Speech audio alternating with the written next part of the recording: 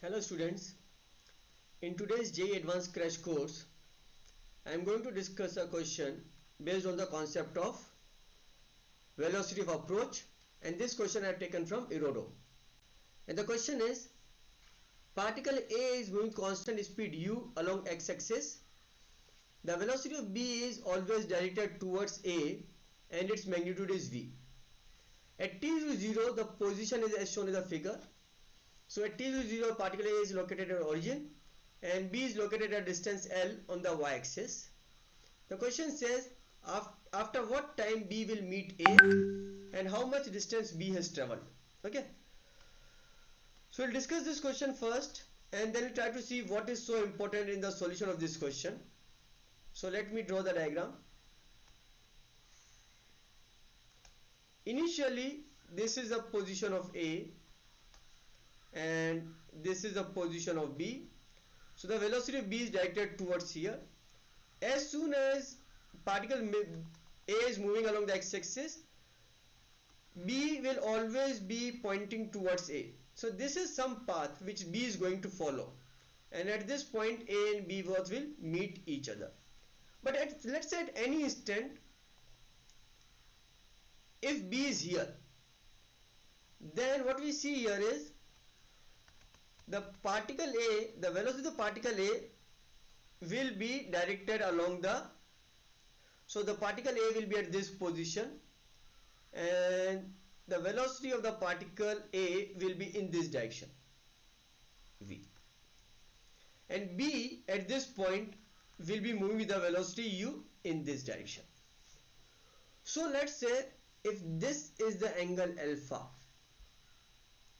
then u is moving towards B, okay, and the B has velocity u along the x-axis.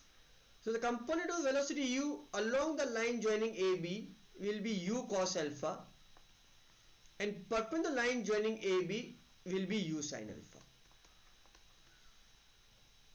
Now the direction of velocity v is along AB and the component velocity u cos alpha is along AB. So this is responsible for increasing or decreasing the distance between A and B, whereas u sin alpha is perpendicular line AB. So this component of velocity only makes that B is moving in a circular motion along A if A is considered to be at rest relatively, but this u sin alpha component does not increases or decreases the relative distance between A and B. So we can say that the velocity of approach of A towards B is v minus u cos alpha. So the distance it will travel in time dt will be v minus u cos alpha into dt. The relative distance between A and B initially was L. So this is the distance which B has to travel. This is the relative distance which B has to travel to catch A. So this is equal to L. Okay. So what we get is, so if let's say t is the total time, then 0 to t. So this equation will be v into t minus integration of u will come out common, cos alpha dt from 0 to t is equal to L. Now alpha is a variable here, so we don't know how. Another thing which we know is after time t, how much distance A is traveled. The distance traveled by A will be, the velocity of A is u, so it will be u into t is the distance traveled by A. Okay. Okay, so what I am doing is, right, and the distance traveled by B, sorry, the distance traveled by B, okay, I made a mistake here. This is A and this is B. This is A and this is B. And the distance traveled by B along the x-axis will be v cos alpha into dt. The direction of the velocity v is in this direction. So the component of velocity v along the x-axis will be again v cos alpha. So with this component v cos alpha, particle A will travel along the x-axis, particle B. So the distance covered by the particle B along the x-axis from 0 to t. So what we get is u into t is v integration of cos alpha dt 0 to t. So we can put the value of integration of cos alpha dt from this equation, from equation 2 in equation 1. So what we get is vt minus u, and cos alpha dt can be written as ut by v is equal to L, or what we get is t is equal to L multiplied by v upon v square minus u square. And how much distance b has traveled?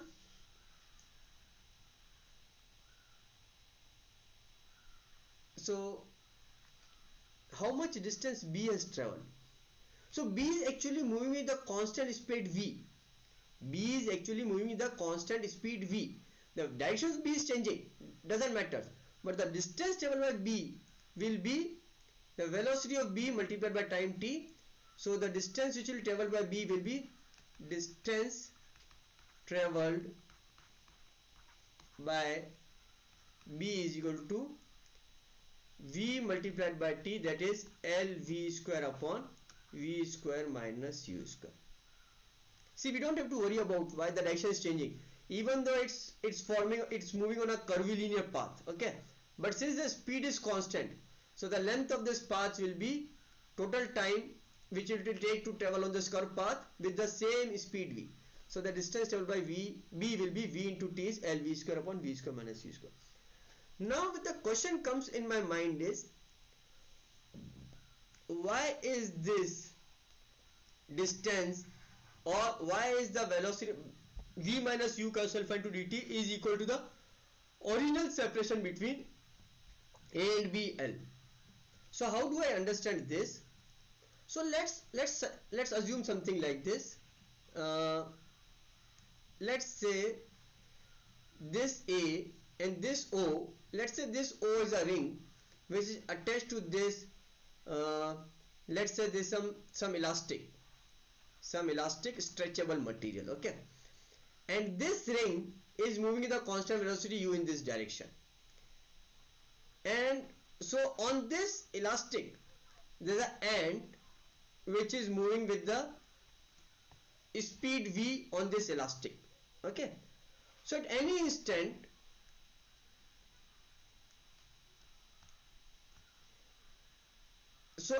what is happening? This point now I fixed, and this ring is moving on this, and the ant is moving on this elastic, okay. So for any point, whatever is the position of this ring, the ant will be somewhere placed on the string like this, on this elastic string like this. Now what is happening? If I take this length as x and this length as y and this length is L, then what we get is x square is equal to y square plus L square. L is constant. So if I differentiate this, twice of x dx by dt is twice of y dy by dt. dy by dt is with what speed the ring is moving, and dx by dt is with what rate the length of this hypotenuse of the triangle is increasing. So you can say that dx by dt is equal to y by x dy by dt. dy by dt is given out to be, in this question dy by dt was given out to be u. So this is equal to u times y by x. So with what rate the length of this string is the elastic string is increasing, that is u times y by x. If this angle is alpha, this angle is also alpha, so this is u cos alpha. So at any instant the length of the string is increasing by u cos alpha, and this end is traveling with the speed v, okay. So length is traveling with the speed v. Now what has length ant to do? Ant has to cover two distance. nth is to cover two distance. What are the two distance? Original length, which is equal to L, and at every instant the increase in length of the elastic string. Increase in length of elastic string. Okay, so what the nth is telling the speed v. What does nth does? If from the portion of v it devotes u cos alpha, the velocity speed part u cos alpha, to cover the distance which is increase in the length, and remaining v minus u cos alpha it uses to travel the distance L. Okay, so now what the nth is doing, the nth is telling the constant speed v, but the part of v is u cos alpha, some part of v u cos alpha it is using to travel, to cover that extra length which the elastic elongates by, and remaining velocity which it has v minus u, it uses to travel the distance L. So from this we can say that v minus u cos alpha dt integration is equal to L. So basically from v it is only using v minus u cos alpha to cover the distance L, and u cos alpha dt is actually the increase in the length of the string at every instant, and it is using that velocity to cover that increase in the length of the string. So I hope that this constraint relationship will help you to better understand how velocity of approach is working in this question.